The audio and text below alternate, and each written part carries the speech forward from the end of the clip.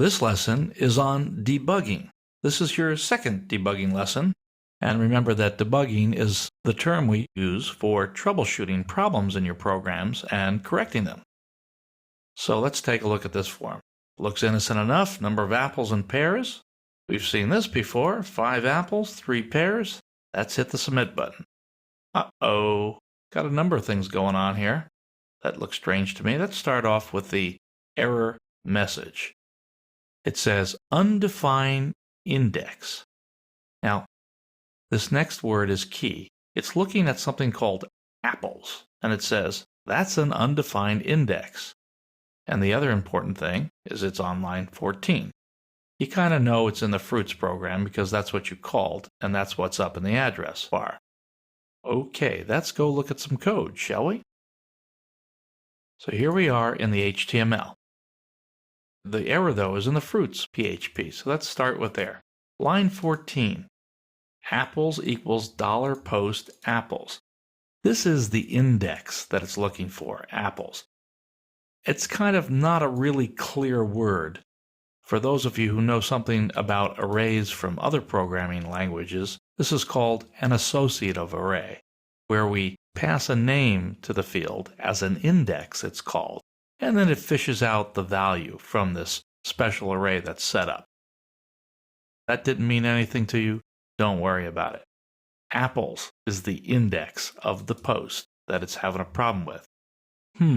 So I wonder what's going on. Well, that looks right to me. Doesn't it look right to you? Let's go ahead and start with debugging technique number 1. I'm going to use an extra print statement. In fact, I always put a break inside of my debugging print statements because I like to make sure that everything begins on a new line. Otherwise, all of these extra print statements that I might use sort of flow together. Sometimes you can use a word debug. I put a colon.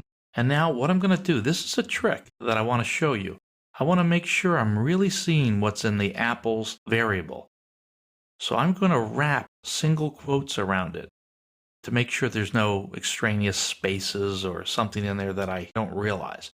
So I'm going to put a single tick and then a double quote to close off that string. Now I'm going to bring in the apples variable that I'd like to inspect, put it there, another concatenation symbol, double quote, single quote, double quote, semicolon. What that does is it wraps the value of $apples in single quotes because those single quotes are part of the string that will display on the window. Let's save that and let's go and see what that gives us. So I'm going to just run it by clicking on the little icon up there. I have to change this prefix information to localhost so it actually uses the WAMP server that I have downloaded. It would be MAMP if you're on a Mac. So I'm running that now. Let's try that again. I'll put 5 for apples, 3 for pears. Submit information. Says undefined index, the same thing. Debug -4. That's actually a different debug that I already have in there. I never even got to my debug line that I wanted to see. So it's quitting, really, before I get there. Let's take a look. Back to the code. It tries to show me this, and it just can't handle it. Now, what I do in this case, this word, where does that come from? It comes back from the HTML file, the form, the tag that I put in there. Let's make sure that the names are the right. So let's go back to the HTML, and I come back and I look at where do I enter apples? I have number of apples, input, type equals text, name equals, apple. I was looking for apples with an S. That's not right. Those two things have to be the same. Let's make that apples. Save that and try it again. So in this case, the problem was kind of in the HTML file. So let's go back. We'll run it again. I'll change this to localhost. Hit the enter key. Run it. Put in 5 and 3 again. Now, debug 5, debug 1. Okay, 5 was the one that I had for apple. It looks like I neglected to put a break on this debug thing. See how they all run together? I have another debugging statement that I had pre-put in there, and I forgot to put a break in front of it so you can see the negative effect of what that looks like. Let's go back to the code. Let me find that other debug. Here it is. If I want to be consistent, I'll go ahead and capitalize it. Put the break in front of it, and now it shouldn't run together. Well, why did I even bother with that debug? Let's go back and take a look at the form. Down here, I have number of apples, then pears is 1.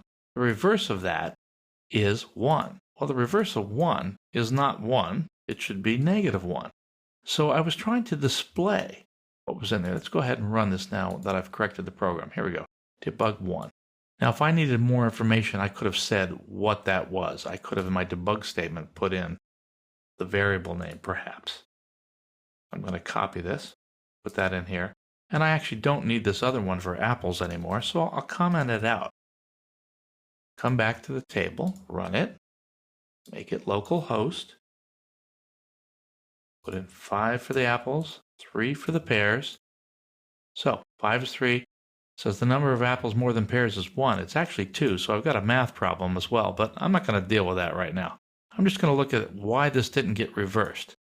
So I looked at the reverse diff, and gosh, it is 1, and that's 1. Let's go to the PHP. By adding this debug statement, it gets me really to look at what I see. And I noticed it was in quotes. There were no extra spaces. So let's go up a line, and let's take a look at how reverse diff is being created. I should be negating it. Uh-oh. I have minus minus there instead of just 1 minus. That's not right.